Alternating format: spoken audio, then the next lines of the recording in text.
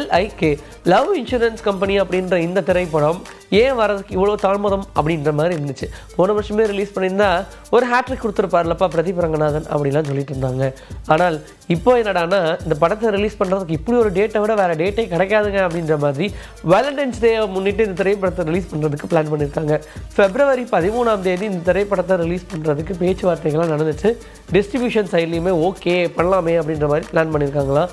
அதனால் இந்த திரைப்படம் கரெக்டாக இந்த February 14 முன்னிட்டு தான் வரணும்னு இருந்துச்சுன்னா அதை யாரால் மாற்ற முடியும். ஆனால் இதுக்கு மேலே டிலே பண்ணிங்கன்னா வேறு ரீசனே உங்களுக்கு கிடைக்காம போயிடும். அதனால் February 14 முன்னிட்டு Feb 13 இந்த திரைப்படத்தை ரிலீஸ் பண்ணலாம் பிளான் பண்ணியிருக்காங்க.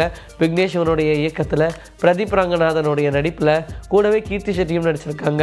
SJ சூர்யாவுடைய அஸ்தலான நடிப்பு. ரொம்ப ஃபியூச்சரிஸ்டிக்காக இந்த திரைப்படத்தை பற்றி யோசிச்சிருக்காங்க. LIK அப்படின்ற ஆப் மூலியமாக ரொம்ப அழகாகவே ஒரு காதல் ஜோடியாக சேர்றாங்க.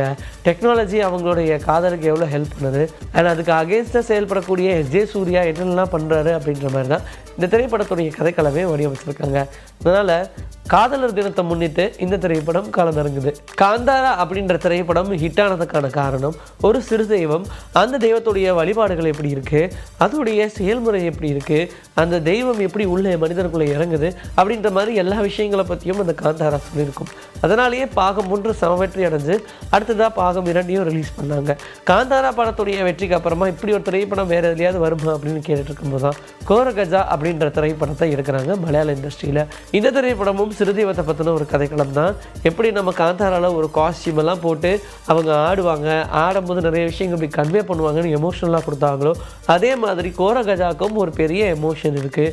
அந்த எமோஷன் எல்லாத்தையுமே இந்த திரைப்படத்தில் அழுத்தமாக சொல்லியிருக்காங்க அப்படின்னு சொல்கிறாங்க. இந்த திரைப்படம் கூடிய விரைவில் ரிலீஸ்க்கு ரெடி ஆகிடும். காந்தாராவுக்கு போட்டியாக இந்த படத்தை ரிலீஸ் பண்ணாமல் காந்தாராலேருந்து இன்ஸ்பயராக இந்த திரைப்படத்தை ரிலீஸ் பண்ணுறோம் அப்படின்ற மாதிரி தான் அவங்களே ரொம்ப பெருமையாக சொல்லிக்கிறாங்க. இந்த வகையில் இந்த திரைப்படத்துக்கு நிறைய சப்போர்ட் கிடைக்கிறதுக்கான சான்சஸ் இருக்குன்னு சொல்கிறாங்க. சங்கர் அவர்களை பற்றின நியூஸ் எதுவுமே ஏன் பெருசாக வராமல் இருக்குது அப்படின்ற மாதிரி தான் எல்லோரும் கேட்பாங்க. கேம் சேஞ்சர் படம், இந்தியன் 2 படம், இந்த படங்கள்லாம் சொன்ன அளவுக்கு பேசலையப்பா அப்படின்ற மாதிரி தான் சொல்கிறாங்க. ஏன்னா இந்த படத்தின் மேலே ஒரு பெரிய எக்ஸ்பெக்டேஷன் ப்ரொடக்ஷன் கம்பெனி வச்சுருந்தாங்க, மக்களும் வச்சுருந்தாங்க. ஆனால் ஏதோ ஒரு வகையில் அது ஏமாற்றி விட்டுருச்சு. இருந்தாலும் ஒரு சில பேருக்கு கனவு திரைப்படம்னு ஒன்று இருக்கும் இல்லையா, அப்படி மணிரத்னம் அவர்களுடைய கனவு திரைப்படத்தை எடுத்தாச்சு. பொன்னியின் செல்வன் அப்படின்ற படம் பாகம் 1, 2 எடுத்து ஏதோ தப்பிச்சு ஒரு படத்தை சூப்பராகவே ப்ரெசென்ட் பண்ணியிருந்தாங்க. இப்படி இருக்கும்போது அதுக்கு அடுத்தபடியாக வேள்பாரி திரைப்படமாக எடுக்கணும் அப்படின்றது தான் சங்கர் அவர்களுடைய கனவாக இருந்துச்சு. வேள்பாரியை எடுக்கணும்னா சாதாரண விஷயமா அது எவ்வளோ பெரிய புத்தகமாக இருக்கும்.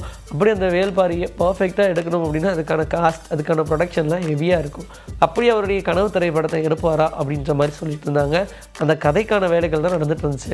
ஸ்க்ரீன் பிளேலாம் ஓரளவுக்கு முடிச்சுட்டு இப்போ இந்த திரைப்படத்தை எடுக்கிற ஸ்டேஜுக்கே வந்துட்டு தான் சொல்கிறாங்க. சீக்கிரமாகவே இந்த படத்தோடைய காஸ்ட் யார் படத்தை எப்போ ஷூட் போக போகிறோம் அப்படின்ற எல்லாத்தையுமே சொல்ல போகிறாரா. இவர் முழுக்க இந்த திரைப்படம் மேலே நம்பிக்கையை வச்சுருக்காரு. இண்டஸ்ட்ரியே இந்த திரைப்படத்துக்கு அப்புறமா சங்கர் அவர்களை பார்க்கக்கூடிய கோணமே வேறு மாதிரி மாறிடும் அப்படின்னு சொல்கிறாங்க. அதுக்காக தான் நம்மளும் வெயிட் பண்ணுறோம். தனுஷ் அவர்கள் திடீர்னு திருப்பதிக்கு ஒரு விசிட் அடிச்சிருக்காரு. எதனால் விசிட் அடிச்சிருக்காரு அப்படின்ற மாதிரி யோசிச்சாங்க. மேபி தேரே எஸ்டிமேட் திரைப்படம் நல்ல ஒரு ஹிட் இல்லையா, அதனால் அதுக்காக இருக்குமோ அப்படின்லாம் சொன்னால் அதான் கிடையாது. யாத்ரா லிங்கா 2 பசங்களையும் கூட்டிகிட்டு போயிருக்காங்க. இப்போ ஒரு நியூஸ் சடால்னு கசிஞ்சது என்னென்னா, திடீர்னு தனுஷ் அவருடைய பையன் யாத்ரா இப்போ ஒரு திரைப்படத்தில் ஹீரோவாக கிளம்பிறங்க போகிறாரு அப்படின்னு சொல்கிறாங்க. அதுக்காக தான் அவர் திருப்பதிக்கு போய் வழிபாடு செஞ்சுட்டு வந்தார் அப்படின்லாம் சொல்கிறாங்க. ஆல்மோஸ்ட் நமக்கு தெரிஞ்ச மாதிரி தனுஷோடைய சிஸ்டர் பையனை நிலவுக்கு என்மேல் என்னடி கோபம் அப்படின்ற திரைப்படம் மூலிமா அறிமுகப்படுத்திட்டாங்க. அடுத்த திரைப்படங்களுக்கும் அவர் காத்துக்கிட்டு இருக்காருன்னு சொல்லலாம். ஆனால் அவருடைய சொந்த பையனை இறக்கும் போது ஒண்டர்பா ஸ்டுடியோஸோடைய ப்ரொடக்ஷனில் தான் இறக்குவார் அப்படின்னு எதிர்பார்த்துட்ருக்கோம். அந்த மாதிரியான ஒரு சூழ்நிலை வருமா, இல்லை வேறு என்ன ஒரு காரணத்துக்காக யோசிப்பார், ஒருவேளை அவர் ஓன் ப்ரொடக்ஷன் இல்லாமல் வேறு ஏதாவது ப்ரொடக்ஷன் கம்பெனி மூலியமாக செயல்பட போகிறாரா அப்படின்ற நிறைய கேள்விகள் வருது. இது எல்லாத்துக்கும் நமக்கு கூடிய விரைவில் பதில் கிடைக்கும் அப்படின்னு நம்பலாம். இன்றைக்கி நம்மளுடைய சினிமூத்தில் சினிமா பற்றின பல விஷயங்கள் பார்த்தாச்சு. இதே மாதிரி அடுத்த எபிசோடுக்கு ரெடியாக இருங்க. உங்களை நான் வந்து சந்திக்கிறேன். And this is bye from Vijayasri. Take care.